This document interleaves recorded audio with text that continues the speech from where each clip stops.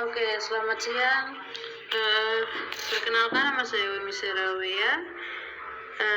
Saya kuliah di Setiama, Fakultas jurusan Manajemen. Oke, di sini kita akan presentasikan tentang perencanaan keuangan mahasiswa.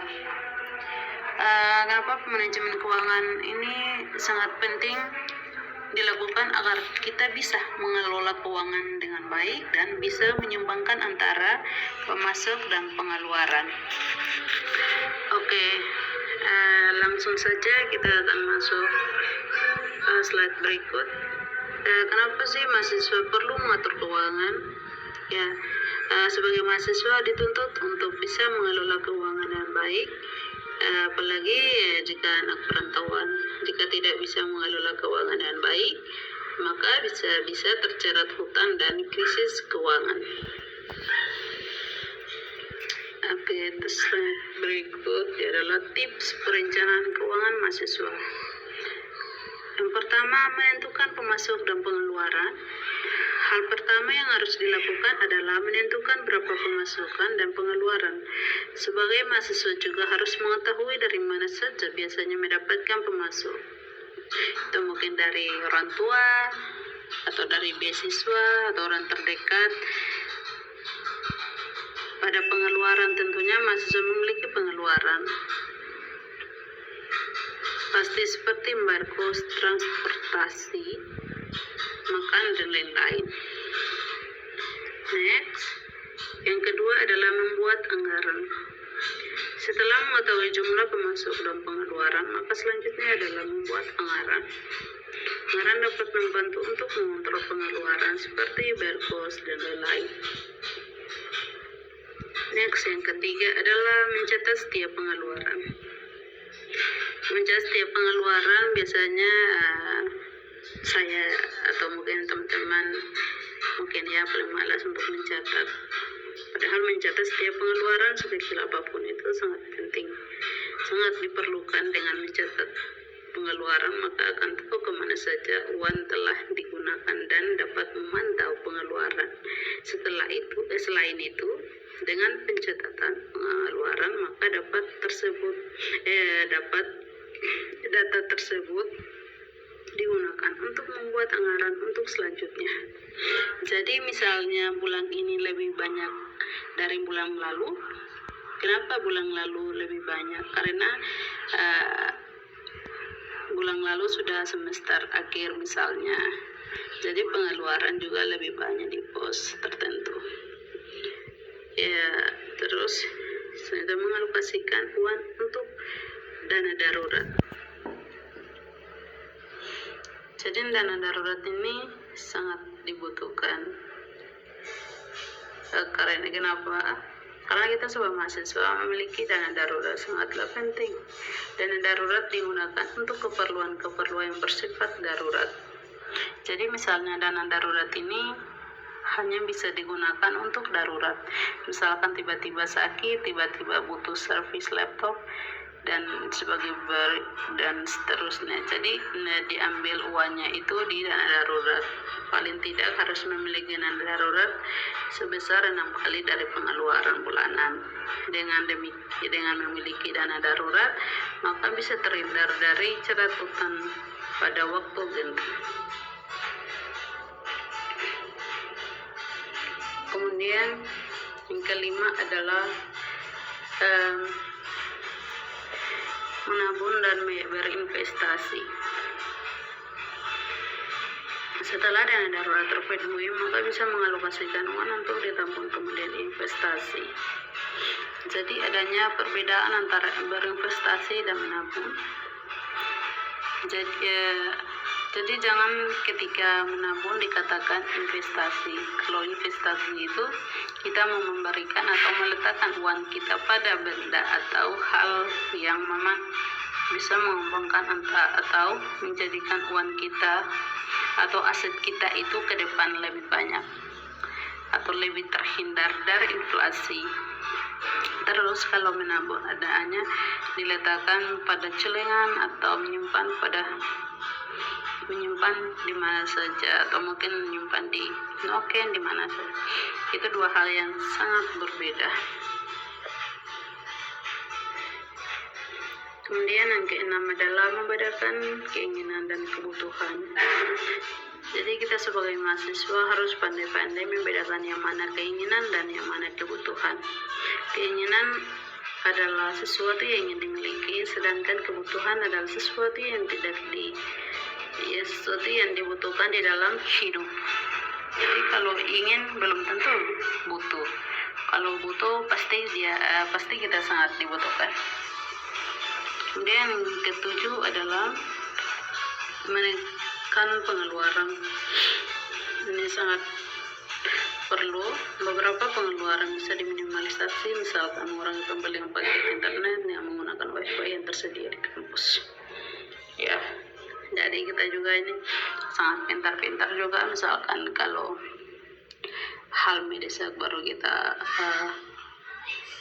membeli, misalkan kalau kita mau kerja tugas tapi kalau terhadap wifi dan lain sebagainya, kita bisa beli data ya, bisa digunakan untuk itu. Terus kalau misalkan kalau ada wifi tidak perlu kita keluar uang untuk kita beli data tersebut gitu. Jadi misalkan kita pintar-pintar ini minimalisasi, mengurangi pembelian paket gitu. Jadi kita harus tahu juga mana hal yang mendesak dan tidak mendesak. Jangan sampai hal yang tidak mendesak kita keluarin hanya untuk beliin, untuk nonton. Itu kan maksudnya itu kan bukan penting juga, tapi ya takutnya uang yang dikeluar buat beli yang hal yang mendesak gitu kan. Jadi kalau ini ya yang mungkin seperti itu. Terus selanjutnya adalah memiliki pekerjaan sampingan. Jika pengeluaran sudah tidak lagi, maka mencari pekerjaan sampingan adalah solusi untuk menambah pemasukan. Saat ini sudah banyak alternatif pekerjaan sampingan untuk memiliki, seperti berjualan online, konten kreator, dan lain sebagainya. Jadi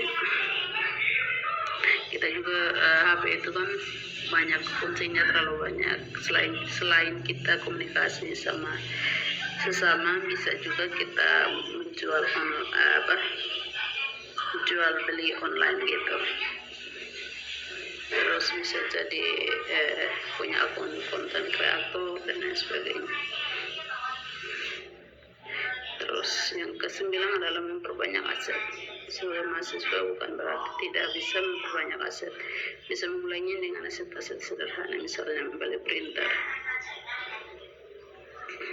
Dengan adanya printer dapat menghasilkan uang, seperti membuka layanan printing dokumen untuk tugas-tugas kuliah. Jadi karena dengan membeli printer ini menghasilkan uang, seperti kita buka jasa layanan. Itu juga sangat penting. Oke, yang ke-10 adalah masak sendiri. Jadi ya sebagian dari kita itu mungkin karena malas atau mungkin karena banyak uang, kadang kita memang hanya membeli makanan sehingga di luar, sehingga dengan demikian pengeluaran untuk kebutuhan makan tadi itu lebih banyak. Jadi tidak ada salahnya jika menyempatkan diri untuk masak sendiri. Dengan memasak sendiri tentunya bisa lebih berhemat. Selain hemat, memasak sendiri juga lebih sehat. Terus yang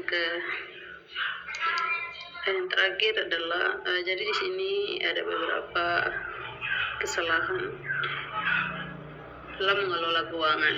Yang pertama adalah tidak membuat pengarang budget.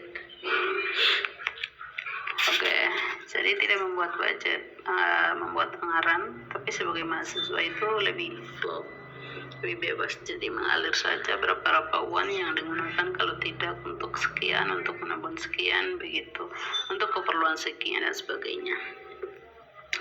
Yang kedua adalah tidak mencatat setiap pengeluaran. Jadi ini sangat jarang mahasiswa mencatat setiap pengeluaran. Misalkan print tugas berapa, kemudian transportasi berapa, itu tidak dicatat. Yang ketiga adalah tidak paham prioritas keuangan. Jadi di sini juga mana yang lebih penting dan mana yang tidak harus didahulukan karena biasanya mengalami kesalahan. Terus yang keempat adalah tidak disiplin pada budget. Jadi jika tidak buat budget anggaran, tidak disiplin, misalkan jalan-jalan sekian untuk tugas sekian, tugas kuliah sekian, jadi biasanya tugas kuliah yang lebih banyak atau lebih yang ke yang lain gitu, jadi tidak disiplin. Yang kelima adalah tidak memisahkan rekening tabungan. Jadi di sini kita lihat tadi tips mahasiswa adalah salah satu ada nabung dan kemudian diinvestasikan. Jadi pastikan rekening atau tempat untuk menabung tadi itu berbeda dengan biasanya kita mengambil uang itu. Misalkan ada yang pastikan untuk menabung, jangan ATM yang biasa kita ambil mudah. Jadi untuk tabungan apakah celengan atau lebih bagusnya membuka rekening yang lain khusus untuk tabungan. Jadi tidak mengambil dengan sesuka hatinya kita gitu. Terus yang keenam adalah melakukan pengeluaran di luar kemampuan. Biasanya ikut-ikut teman atau lain sebagainya. Jadi mau melakukan pengeluaran di luar kemampuan kita. Yang ketujuh adalah menunda-nunda untuk menabung. Biasanya kalau ada sisa uang sudah ajak jalan-jalan untuk senang-senang dan lain-lain, atau untuk membeli sesuatu yang ingin kita beli. Jadi tips untuk menabung tadi itu belum timbul timbul biasanya. Terus yang ke-8 adalah berhutang. Jadi suka berhutang pada teman, atau kalau dengan tadi pengeluarannya sudah banyak kurang, jadi sudah banyak atau kurang, jadi sudah berhutang menjadi kebiasaan berhutang begitu. Terus yang ke-10 adalah tidak berinvestasi. Jadi berinvestasi ini penting untuk mahasiswa, karena dengan berinvestasi berarti kita bisa menjadikan aset kita itu bernilai untuk kedepannya.